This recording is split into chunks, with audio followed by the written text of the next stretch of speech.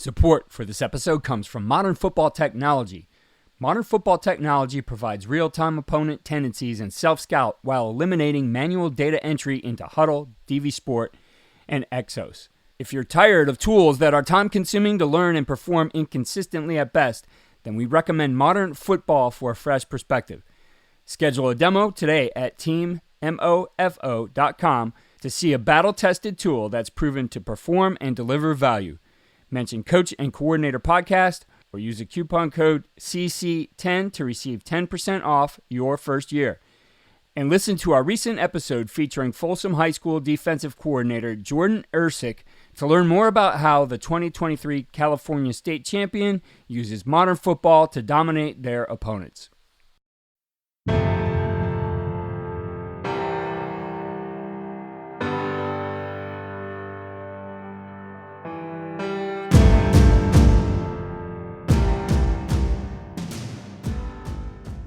Kind of have these random things we just call temp takers. You know, we try to take the temperature of the team, do a couple different things that put some stress on, you know, whether it's a certain position group, or finding ways to force feed some adversity in practice, just to kind of see the temperature of the team or the temperature or whatever it is that you're trying to evaluate.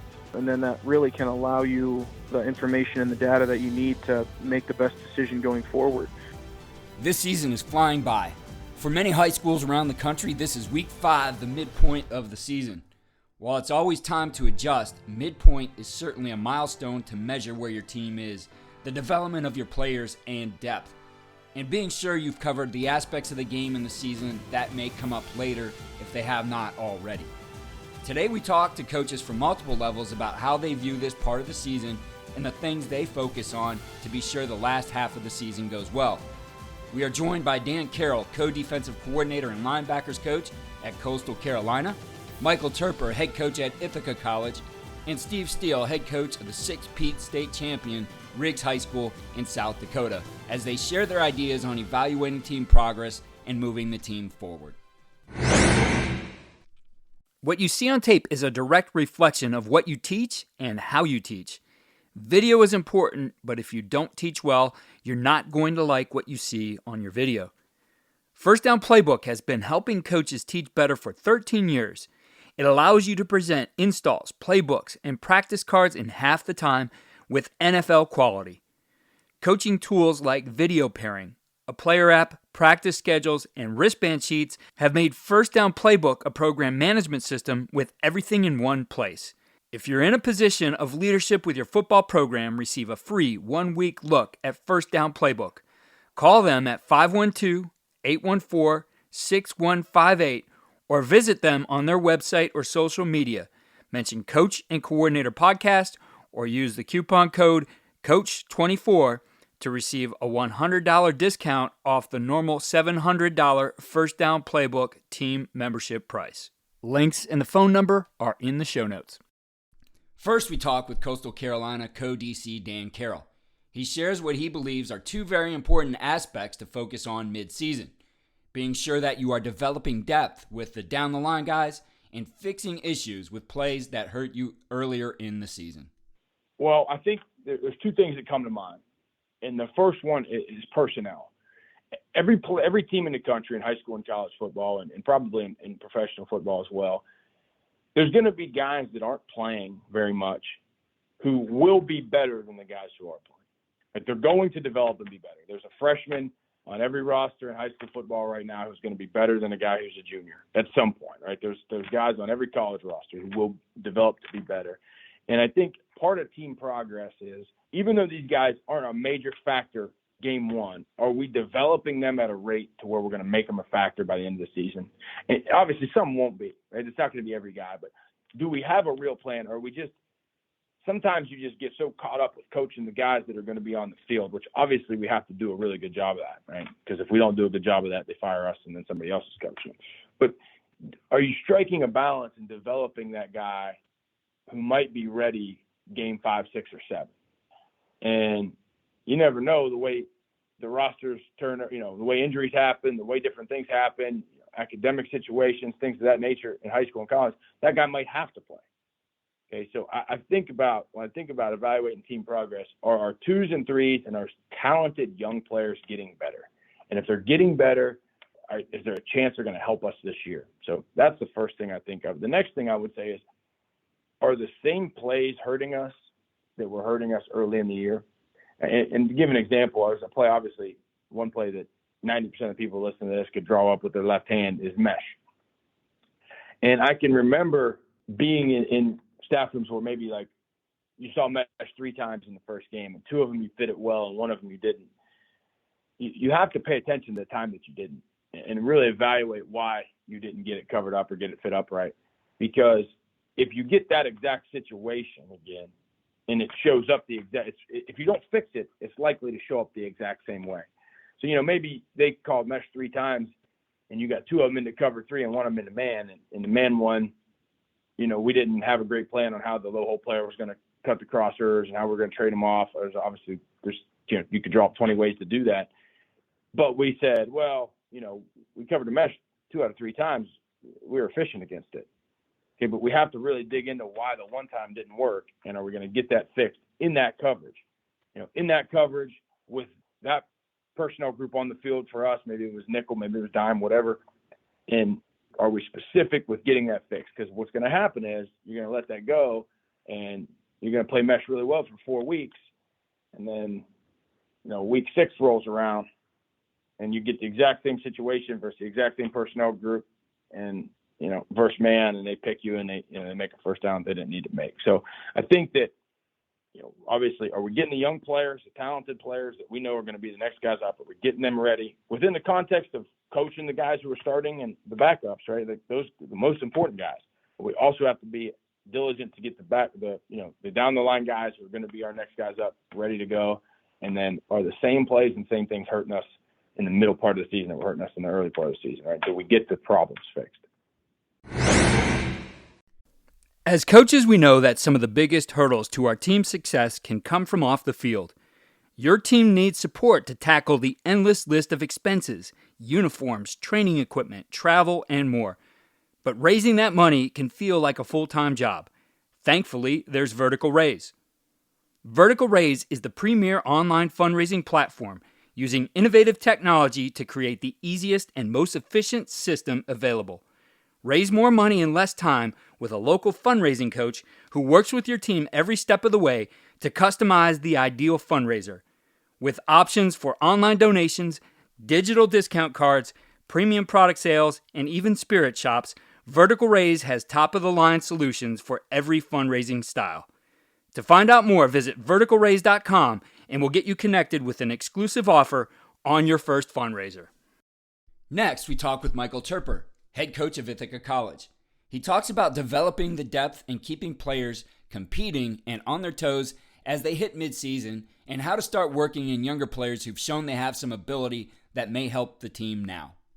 So we're pretty fortunate here at Ithaca where we're able to have developmental games throughout the season, or JV games, if you will. We have a 125-man roster, and we're playing 4 to 6 developmental games a year. So we really preach that no job is safe. Those guys are in AAA, and if they're performing well in AAA, we got to give them opportunity on Saturdays. So we're always preaching that we're still searching for the best 11 in all 3 phases, and that keeps guys a little bit on their toes. But it shouldn't create stress in their life. They should just make sure that they're coming out to practice and using great communication, playing with great eye discipline, their pad level's right, their feet is right, they're finishing in the proper athletic positions that we're looking for. I think that's something that can always slip towards mid to late season as guys just get a little bit of sloppy with their athletic positions and how much they're communicating with each other. So we really preach that. We understand that practice 1 isn't going to look like, practice 75, right? So it's really making sure that our guys focus on the main things in practice. We've got a great sense of urgency, and that reflects the moment, because we all know that practice repetition will become game reality. So again, just preaching the fact that no job is safe. We're always competing on the inside so we can compete on the outside, and then making sure that we're coming out to practice with the fundamental structure that we need to make sure that we're getting done what we need to get done to work towards Saturday. So you mentioned your developmental teams, JV teams, have those in high school, small college. and it is an important phase. And you do have those guys who excel in those games. Of course, they're not exactly the same as far as the speed of the game, the detail that goes into preparing for that game. They're not really game planned for. You're not watching film on the opponent necessarily.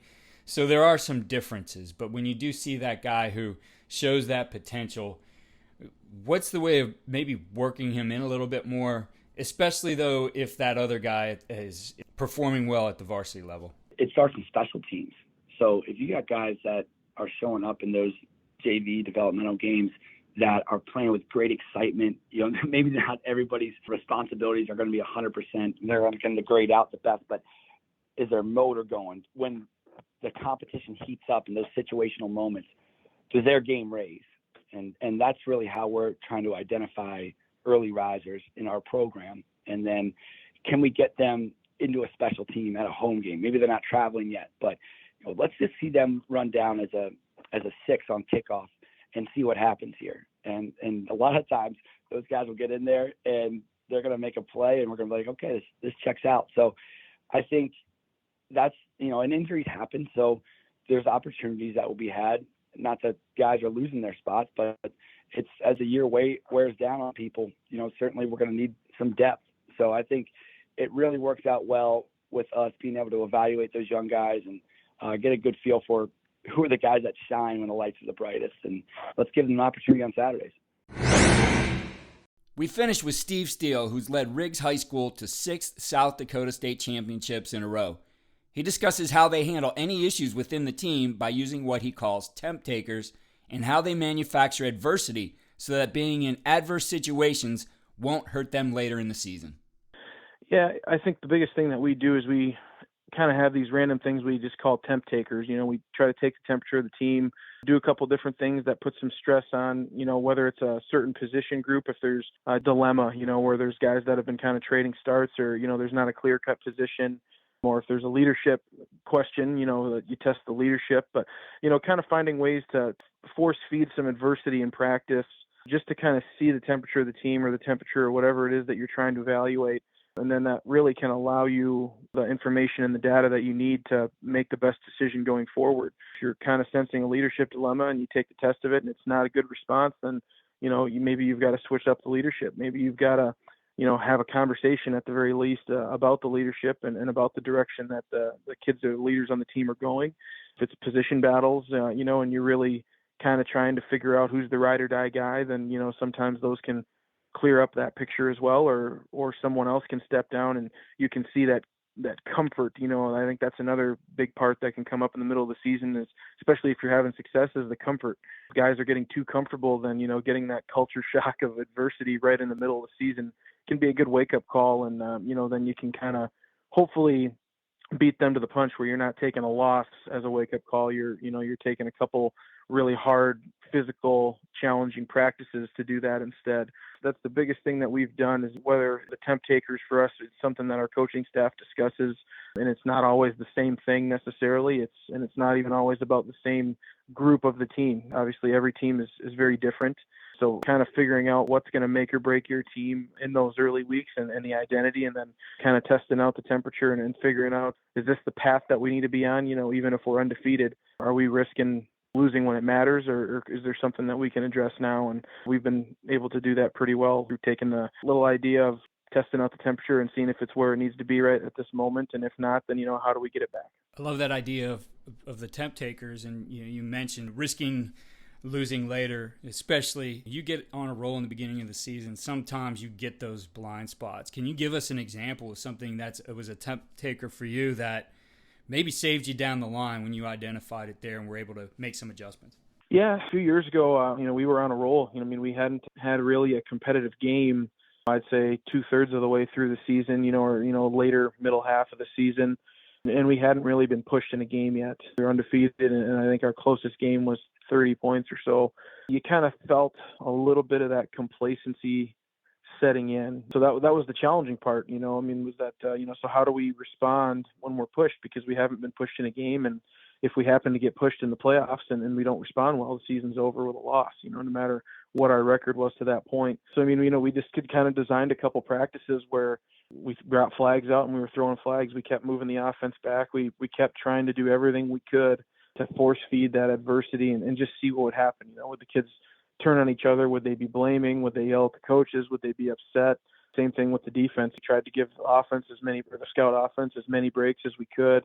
We actually had a National Guard come out and just in the middle of practice put our kids through a huge, grinding, brutal workout just to bring that humility of, you think you're all that, let's see you do this. I think that was a huge reason that that complacency never set in. It was a very big wake-up call, and I think that when we did get adversity, we actually, we got, I think in the semifinal, a little bit in the championship game, we had some strong adversity go against us, and the guys, because of that, I think was a big part of it. They stuck together and they found a way to pull through in the end. Those are the types of things that we sat down as a staff, and we were very deliberate in how we planned it and how we tried to execute it as a coaching staff. But it was more of a, what this team needs, not, let's plan for this game or this formation or this scheme. It was a lot more of planning for, hey, what's going to happen if we go down? What's going to happen if the other team's got a lead late in the game and we've never faced that? So it was trying to find ways to make similar situations in practice with those higher pressure, those adversity moments that we could try and prepare for should they come later in the season. Thank you again for listening to our season series on Coach and Coordinator. Please keep tuning in all season long as we address the issues that the season brings and share ideas from coaches at all levels to help you have a successful season. All season series episodes are cataloged on coachandcoordinator.com, and sign up there for our weekly tips sheet, which gives you a rundown of the ideas shared each week.